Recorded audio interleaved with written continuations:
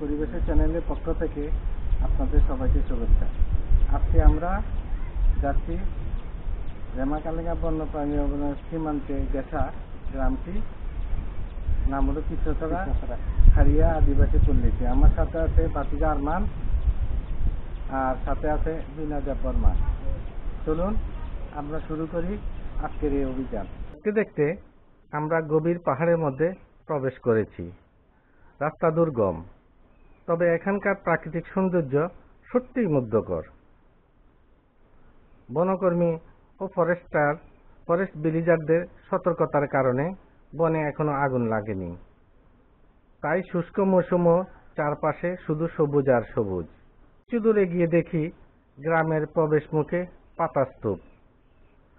কৌতূহলবশত জিজ্ঞেস করলাম, এখানে পাতা স্তূপ কেন? তারা জানালো যে এখানে বনদেবতা থাকেন। স্থায়ী বাসিন্দারা পাহাড়ে যাওয়ার সময় একটি করে পাতা এখানে রেখে যায়। এখানে তাদের বিশ্বাস, এই পাতা রেখে গেলে তারা কখনো পথভ্রষ্ট হবে না, বনদেবতা তাদের সহায়তা করবে। আমরা পৌঁছে গেছি তাদের গ্রামে।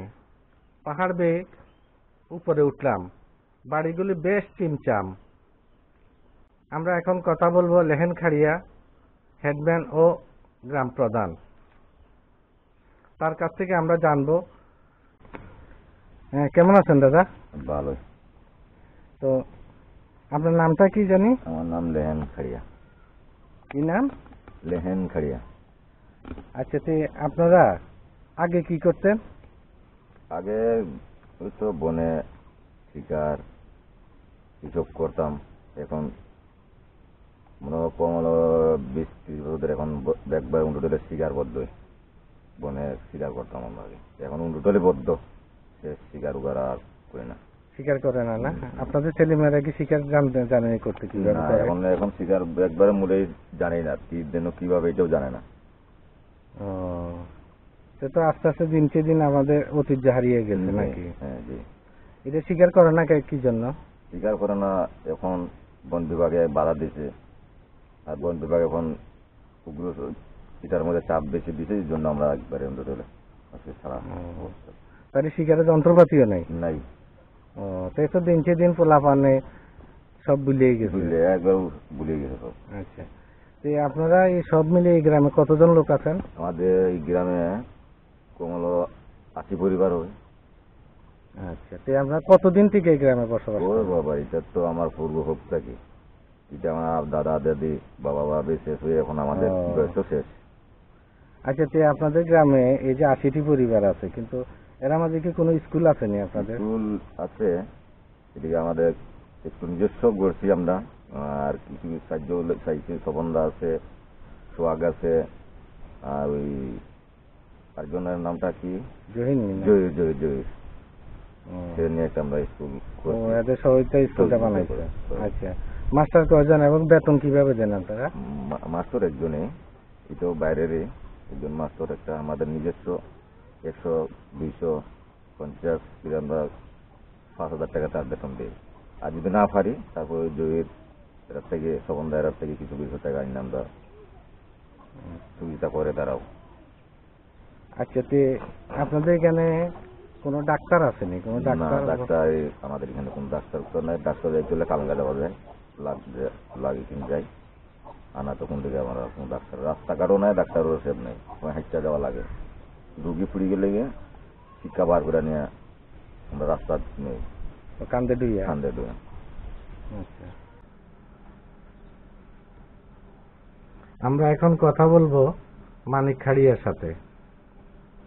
এখন কিছু কিছু আমরা কালেঙ্গা যোগাযোগ করি, সামান্য কিঞ্চি পরিমাণ আমরা একটু আশা ভরসা আছে। তবে শিক্ষার লাগে আমরা আগে বঞ্চিত আসলাম, ধর্মরও প্রতিষ্ঠানে আমরা বঞ্চিত,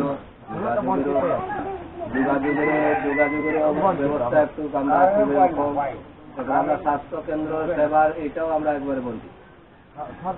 শিক্ষা চিকিৎসা সবকিছু আমরা বলি এখন কোন রকম দেখছি একটা স্কুল করতে এটা আমরা প্রাইভেট কিছুদিন চালাইছি। আজকে 3 বছর ধরে আমরা প্রাইভেটে চলছে। এখন আমরা কালেঙ্গাতে যোগাযোগ করছি একটু, কালেঙ্গাতে আমরা হেডমাস্টার আছে, কালেঙ্গার মাস্টার নিয়ে এখানে আছে মাইমুরি মেম্বার নিয়ে যোগাযোগ করছি। এখানে আমাদের সামান্য আর্থিক সাহায্য দিয়ে কোনো কিছু করা যায়নি, এটা ব্যবস্থা করতে আমরা এটা সহযোগিতা করছি। এখন আল্লাহ জানি কি চাইব। আচ্ছা, দেখা যাক কি হয়, তোমরা এটা নিয়ে কিছু করা যায়। আচ্ছা, এটাই আমরা আশা করছি। বিদ্যুৎ নাই, কিছু নাই, এগুলো তো আমরা তোমরা কিন্তু বিদ্যুৎ, পানি, তারপরে শিক্ষা, চিকিৎসা, এই যে অবস্থা দেখো চিকিৎসা, এরপরে একটা যে গর্ভবতী মা যে নিবায় তারা তো রাস্তা দিলে কান্দে গেলে নেওয়া লাগে। এই যে আমি একটু খুব কষ্ট হয়েছে আর কি, কোনো কালবার নাই হয়েছে, কোনো রকম ইয়ে করে দেওয়া হয়েছে। এখন তো বৃষ্টি নাই দেখে আইতে পারছে না, বৃষ্টির সঙ্গে তো মতো আইতে পারছে না।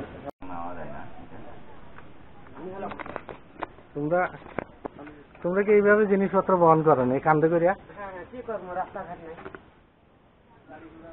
গাড়ি ঘোড়া না এইভাবেই কান্দে করিয়া এই বার বান্ধা? আচ্ছা আচ্ছা, তো অনেক দূর যাওয়া লাগে। কষ্ট হয়ে তো এই যে এরা অসুস্থ হইলে কেমনে নেওয়া হাসপাতাল?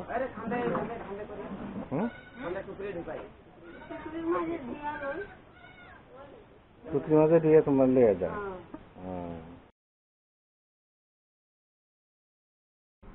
পায়েল আমাদেরকে তাদের ভগবান কৃষ্ণের মন্দির দেখালো।